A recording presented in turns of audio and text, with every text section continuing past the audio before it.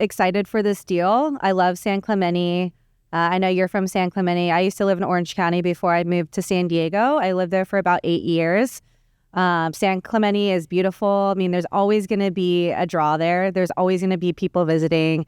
It's smaller though, so like there's not like a ton of places to stay, a ton of hotels or Airbnbs. So, and then again, like we've already kind of had some excitement. I know some of our current investors live in the area. So a lot of them are really pumped up, and that's cool to see. All right, guys, welcome to another episode of Report Saturday edition. And I got my favorite co-host. I got Miss Alex Johnson. Alex, welcome to the show. Thank you so much. How's it going? Oh, it is going so good. We have had an amazing, productive week. We got a new deal under contract. Today is Valentine's Day. Yep. Happy Valentine's Day. Yes, happy Valentine's Day to all the listeners. Any exciting Valentine's Day plans this evening? Man, well, like I mentioned earlier today, all the options? Lots of options. Lined lots up. of options. Lined up. You got to tell these guys to giddy up. Not quite sure what to decide. So it'll be a game time decision. No, I'm just kidding. But yeah, just hanging today and then have a busy weekend. Have some babes golf tomorrow. Shout out to Samantha. Is Samantha going to be in town? No, she is not, unfortunately. Okay. But where are you guys playing babes golf at? We're doing Arrowwood Golf Course in Oceanside. Ooh, Supposed to be amazing. a really nice course. Okay. Going to a little country concert tomorrow night. And then, just enjoying San Diego. I think it should be sunny. It's been a little bit rainy this weekend. So looking forward to it. How about you? I'm doing a little dinner tonight at Born and Raised here in Italy, my favorite steakhouse. They have like a special Valentine's dinner, 5-course meal. It's going to be sick. But other than that, just kind of laying low this weekend, getting a couple of workouts in, working a little bit on the business. We got a very exciting opportunity, new boutique hotel, which we are going to cover all the ins and outs, why we're buying it in this episode, guys. But before we get to that, I am just so excited with everything we're doing. We have not bought a deal in almost 11 months. Yep. And, I think when we bought the last one was Hotel Dega up in Sonoma Coast, 44 units, wine country. Yeah, April last year. What did I say? Well, it's almost 11 months. Yeah. So it will be 11 months by the time we close on this one. So anyways, that was an awesome deal. But, I feel like we can only move as quickly as we can, get through renovations and operate. And there was a lot of things we needed to clean up on the back end because we do self-operate. But we made some changes and it's given us a nice lift. And I am excited to play some offense this year. I am confident, and we're going to play to win the game. We're going to take down some deals this year. I'm very excited about it. We also say no to 100 deals before we say yes to one. But most recently, a couple of announcements, which is big. We're rebranding Excelsior Stays, which is our hospitality arm, from Excelsior Stays to Summer's Collection. That's going to be sick. And then in addition to that, we just brought on a key team member in this last month, and she's given us a nice lift. 13 years experience operating boutique hotels, specifically in revenue management, and a lot of those years specifically for a boutique hotel collection under Marriott doing revenue management. So she's come on board and given us a huge lift in terms of operations, driving revenue, like so many levers that she's pulling, upsells, all these different levers that she's pulling to bring in more revenue, which has been like eye-opening for me. But ultimately, it's given us a nice lift and a competitive advantage, and it's also given us the confidence to go out there and acquire some more deals. So I'm very excited for everything that we're doing, and we have a really good leadership team right now, like just like straight A players on the squad, and like I'm excited for everything we're doing this year. Yeah, I'm excited to see what she can do from a revenue standpoint. It's very exciting. I feel like we just kind of keep getting better and better. Even with these last hotels that we did, there's been a lot of learning experiences through the renovations, through the operations, even through like the acquisitions, the raise. So I just think like we keep on getting better and better and taking all of that knowledge into this next deal. I'm also really excited for the rebrand. That's going to be really exciting. I think with Excelsior Stays, when it started, it was its own thing, kind of the first thing. And then it's just evolved with Summers Capital, with the fund. It's evolved so much over time. And so I just think it's time for like a revamp, or time to kind of get it on the same level as everything else, if you will, as far as a brand standpoint. But I'm excited for that. I think it's much needed, and ready for it. Yeah, and I think the takeaway for listeners out there, if you're listening and you're like thinking about starting a podcast or starting a business, it's like you don't need to roll with the perfect name. Like like you can always rebrand. Like just start that podcast, go start that business. The name really doesn't matter. You can always rebrand it down the road, like we are with this hospitality brand, and it's not that big of a deal. We decided to make the pivot over. We already got the URL, summerscollection.com, and we're already like in talks to pick up the Instagram handle from the owner of the Instagram handle. So if you guys are like getting stuck over a name, don't let that hold you up. Just move forward, take action. You can always change the name later down the road. But before we jump into this hotel, I'm very excited. So this will be the 5th hotel in our fund. We have an amazing investor database, very diverse business owners. We have a couple real estate CPAs. One of them has been on the podcast a couple times. Actually, both of them have been on this podcast. And then a WNBA player all-star. Yeah. I'm not going to say the team name, but shout out to her. And then pro skateboarder as well. But just a bunch of really cool individuals, forward-thinking, like-minded individuals, a really good investor community that we have. Now, I'm excited for this because we're taking advantage of tightening Airbnb regulations. We're also buying in California. Why California, right? Most real estate investors traditionally, and most long-term real estate investors, multifamily investors, they like to go to landlord-friendly states like Texas, like Florida, like Arizona, because they don't want to deal with squatters and the landlord-tenant laws. I get that. But for us with the hotel game, we actually think opposite. We're actually going into these more liberal areas like California that have tighter Airbnb regulations because that's what we're like, basically, that's our investment thesis. Airbnb is going away in a lot of markets and we're taking advantage of that. But also, like, I own a luxury Airbnb in Scottsdale. It crushes. I don't ever want to own a boutique hotel in Scottsdale and compete with the 6,000 Airbnbs out there. And so for us, we're going into coastal markets in California. And oh, by the way, these happen to be high growth, high appreciation markets where tourism is never going to stop, right? And we're buying these deals at a discount. We're adding tremendous value. And what I want to do vision-wise is with these properties is I want to, create a portfolio, 8, 10, maybe even 12 of these boutique hotels in this fund.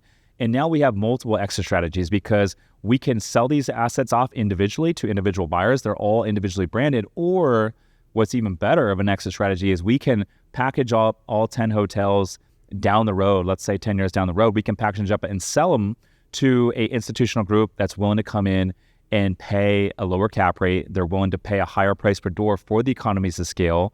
And so that's a nice pivot too. And the last thing I'll say is this before we jump into this deal, Alex, is we're appealing to the modern traveler. The days of people wanting to stay at these big chains, these big brands, not just hotels, but like the days of people wanting to go to like the Sizzlers, the Applebee's, the Chili's, like those days are over.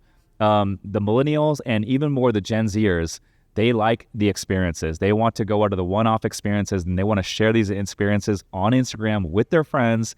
And demographers are calling these folks the sharers because that's just a generation. And so these big brand hotels are even catching on. They're going out and, having boutique hotel collections now that are like under a big brand name because they are understanding what is happening. Hey guys, we just got another boutique hotel under contract in my hometown of San Clemente, California, located not too far from the beach. This will make 5 boutique hotels in our real estate investment fund. So if you are looking for passive income and tax benefits, visit summerscapital.com/invest to book a free call with my team. Again, that's summerscapital.com/invest to book a free call with my team. Now back to the show. Yeah, because people want that unique experience. Like they don't want something that is super mainstream or that is outdated or that like everyone else has done. It's not unique. It's not special. They want that, to be able to like post it on Instagram, post it on TikTok, like have it be different. And so, yeah, I don't blame them. It's definitely the way of the future. They don't want to post the Chili's or Applebee's on TikTok. Is that what you're saying? I mean, I don't know. I'm not too. It's not a flex. There's probably some good like Chili's deals on TikTok you can find. I don't know. I'm going to look after this, but I don't know. I used to love Applebee's when I was going to college. They had like I want to say it was like $1, maybe $1.99, like tall beers, Bud Light, Coors Light. I don't even know the last time I drank a beer. Oh my God, that's funny. Anyways, back to this opportunity. So, I'm excited about everything we're doing. And then boom, here we go. We haven't bought a deal in 11 months. This is how the game works. You got to work on some back end stuff, tighten some things up. and then boom, play offense again. And so this year we're going to play some offense. We have a deal that came to fruition through a broker relationship in San Clemente, my hometown. Great beach town, great fundamentals, very tight Airbnb regulations, great location within San Clemente. And oh, by the way, we're picking this thing up in the mid 4s. And oh, by the way, the median home price in San Clemente is $1.7 million. Yeah, and that's so for insane. us to go pick up an 18-unit boutique hotel in the mid 4s, you can't. It's below replacement costs. And so I know we're getting a great deal, but also what I love, a couple things I'll throw in there. It's got a Verizon cell tower on the roof. This Verizon cell tower brings in recurring revenue every single month, which is additional cash flow. If we wanted to sell the rights to that Verizon cell tower, we could sell it for probably $600,000. And so if we wanted to, we're not going to do this, but if we wanted to, we could close on the property and then turn around and sell the rights to the Verizon cell tower and come in at a basis that's less than 4. Right. In a market where the median home price is 1.7. So yeah, I'm excited for this opportunity. It's also got a 19th room that is it's historically an innkeeper suite, which is totally ready to go. We're going to rent that out. So it's 19 rentable rooms. The property's already been renovated. It's like nice. It's just severely underperforming in terms of revenue. And so we feel confident we can increase the top line by 35% just by bringing better operations, better marketing.